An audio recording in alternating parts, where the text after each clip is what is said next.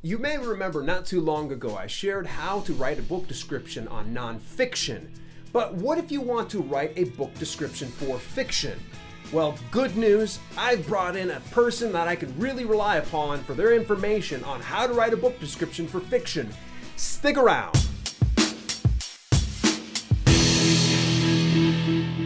Welcome to Self-Publishing with Dale, and if you want to master DIY publishing, make sure that you subscribe and turn on your notifications for all my latest videos. How do you write a book description? Leave your thoughts in the comments down below. Before I share how to write a book description for fiction books, I just want to let you know it's a little bit outside my wheelhouse, so I thought I'd lean on somebody else to give me a better idea on how to write a good book description for fiction books. I brought in Kim from Kim Here, so take it away, Kim. Kim here to help you write a description for your amazing novel. You just wrote a book. Pat yourself on the back. Good job. That is incredible. Very few people have actually done it. Yes! Now you have the complicated task of writing a description that will make people want to buy your book. Yay! Here are the do's and don'ts of writing a description for fiction. Do make it easy on yourself and try to stick with some sort of format. There are two different formulas I want to tell you about. The first format follows this order.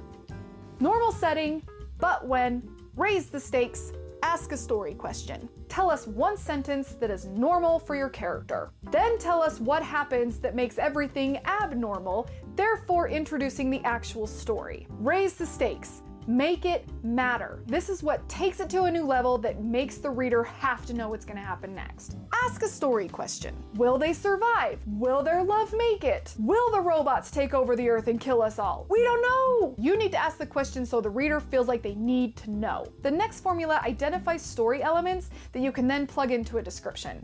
First, you identify the setting. Second, you identify the protagonist. Third, you identify what triggers the actual story.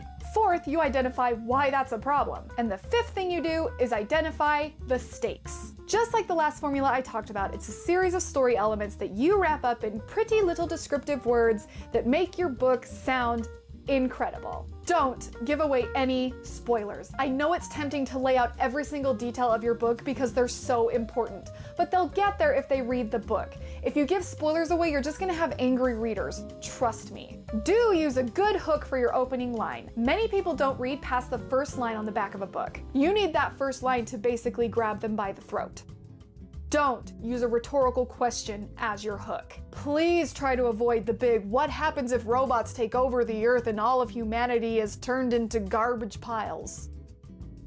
The rhetorical question only seems like a good hook. It's actually the opposite. It's vague and nobody cares. Do try to make your book description match the tone of your novel. Gritty police thriller? Make sure it sounds dark and ominous and intense. If you're writing a romantic comedy, your description needs to be chipper and clever. Don't use a cliche. Don't use a cliche. Please don't use a cliche. No, all a cliche says is please put me back on the shelf.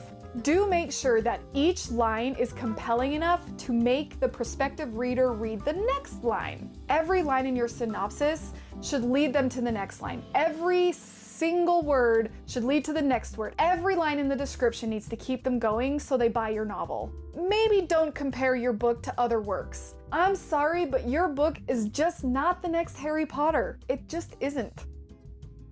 Tough love around here, but it's the truth. Do make sure you research other books within your genre. Read the back of the book of your favorite novel. What worked? What did you like about it? What made you pick it up? What sparked the fire in you to say, I have to read this and I have to read it now? Study that, reverse engineer it, and apply it to your own novel. Those are the do's and don'ts of writing a fiction book description. A final piece of wisdom, if you'll allow me. Fiction readers make a decision to buy a book with their heart and then their head. Remember that when you're writing your book synopsis. Grab them by the heartstrings and don't let go. That's gonna do it for me. Go write that book description and sell your book because I'm sure it's fantastic. Excellent information, Kim. Thank you very much. Hey, if anybody is interested, I've left a link in the description below to her channel, and keep in mind that this coming Friday, Kim is actually going to be making a guest appearance on my self-publishing interview, so make sure that you mark your calendars, 6 p.m. Eastern Standard Time, for the release of Self-Publishing Interview with Kim Here. That's it for today. Hey, if you enjoyed today's content, make sure that you share it with at least one other person into DIY publishing too.